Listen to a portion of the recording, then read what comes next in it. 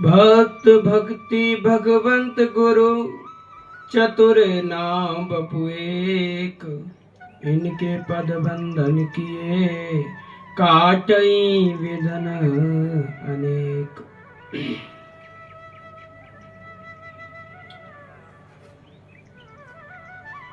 हम अपने गुरुदेव आराध्य को प्रणाम करते हुए श्री राधा गोविंद गिरधारी श्रीनाथ जी के चरणों में प्रणाम करते हुए समस्त भक्त वृंद को प्रणाम करते हुए आज तुलसीदास जी द्वारा कलयुग का वर्णन हम श्रवण करेंगे। उत्तरकांड में रामचरितमानस में है। तुलसीदास जी कहते हैं, कलिमल गर से धर्म सब लोप्त बहे सदग्रंथ, दम्मिन निजमति कल्प करी प्रकट किए बहु पंथ। कलयुग के पापों को सब धर्मों को ग्रास कर लिया है, सदग्रंथ लुप्त हो गए और दम्मी जो पापी कुटिल अपनी अपनी बुद्धि से कल्पना करके बहुत से संप्रदाय बहुत से पंथ प्रकट किए हैं जो शास्त्र संबद्ध नहीं है। आज जितने भी कथावाचक हैं गुरु का तो केवल नाम करते हैं, गुरु को मानते नहीं। कोई निम्बार्क संप्रदाय से है, कोई रामानुज से है, कोई गौड़िया माधवाचार्य जी से है, किंतु संप्रदायों का कोई भी पालन नहीं करता। दुख का विषय यही है कि सब लोग अपने मन में जो आ जाए। अगर कहते हैं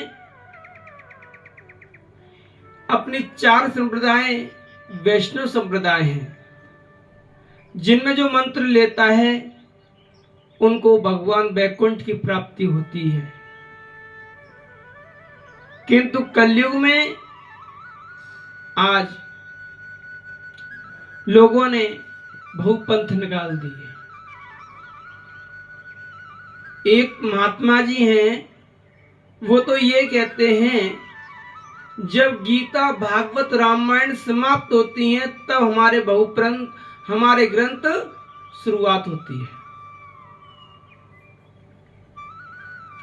ऐसी महात्मा को मैं धन्यवाद करूंगा, क्योंकि पापी लोगों की कमी नहीं है। मैं उन पे ज्यादा चर्चा नहीं करूंगा, क्योंकि लोग जो है आज चमक को देखते हैं। कहते हैं जो दिखता है वही बिकता है। हम कहते हैं ना हमें दिखाना और ना बिकाना अपना, हम बेचने के लिए नहीं बैठे। लोग कहते हैं महाराज भागवत कथा में खर्चा कितना आता है? बोले कहते हैं कि जितना बेटी की शादी में खर्चा आता है। और बोले महाराज अगर बड़े बड़े कथावाची की कथा कराओ तो उनमें तो महाराज कम से मरे से मरे कम से 50 लाख से कम खर्चा नहीं आवे। ये कथा नहीं, हमारा दिखावा है। सुखदेव जी ने जब कथा करी परिचित के लिए तो कितना खर्चा आया हो। भागवत क्रय विक्रय वस्तु नहीं है। लोग कह में ब्राह्मण देव करें क्या? बोले अगर धर्म जा रहा हो तो जाओ, कोई दिक्कत नहीं, किंतु धर्म को बेच के कभी जीवन में नहीं खाना चाहिए। जो वेदन को बेचे है वो अपने माँ बाप को बेचे है। शास्त्र में साफ कह दी है ये बात।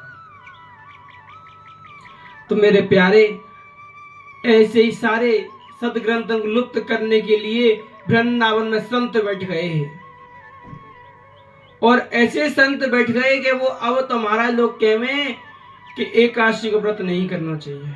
क्यों? महाराज जी कह रहे हैं तुलसी ठाकुर जी भोग में नहीं लगानी चाहिए। वाह भाई वाह। ऐसे संतन में ना संत नहीं असंत हैं, उनको तो जो सजा देनी चाहिए, जो सजा वो भी कम है। किंतु हम ऐसे मूर्ख न जान है, मतलब जानते भी नहीं कुछ और मानते भी नहीं, बस केवल दौड़, जैसे लोग दौड़ रहे हैं हम भी उसी में दौड़ रहे हैं। तो हम लोग ऐसा काम नहीं करें। जो विद्यमान है विद्यमानता दिखाए, जो पढ़ा लिखा है तो पढ़े लिखे की ऐसी काम करे। कहते हैं पढ़े लिखे में अनपढ़ में अंतर क्या होता है?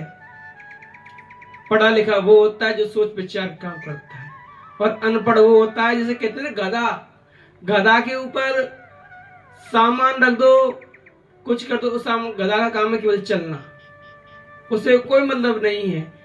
ऐसे ही आज कल के ग्रसित जीव भी ऐसे ही है, उन्हें कोई मतलब नहीं है किसी से, ना धर्म से ना किसी से। केवल आज खाटू श्याम चल रहा है तो खाटू श्याम, कल बागेश्वर धाम, परसों प्रेमानंद, चौथे दिन अनिरुद्धाचार्य, 5वें दिन देवकी नंदन, सब लोग यही में लगे रहना है। किंतु सत्य विचार नहीं सोच पावे, यही दुख का विषय है। भय लोग सब मोहवश, लोभ ग्रस शुभ कर्म, सुनु हरि जान ज्ञान निधि, कयो कछु कली धर्म। सभी लोग केवल धन कहां से आए, सभी शुभ कर्मों को छोड़ दिया है। क्यों छोड़ दिया है? कहते हैं पाप का बाप कौन है? पाप का बाप कौन है? लोभ। और जब लोभ आता है ना तो सारे सदकर्म हमारे एक तरफ हो जाते हैं और पाप हम ग्रसित कर लेते हैं। हे ज्ञान के भंडार श्री हरि, भान सुनिए। अब मैं ये कौन को सुना रहे हैं? काक भूषण जी गरुड़ जी को सुना रहे हैं। अब मैं कल का कुछ धर्म कहता हूं। ऐसा ही धर्म भगवान ने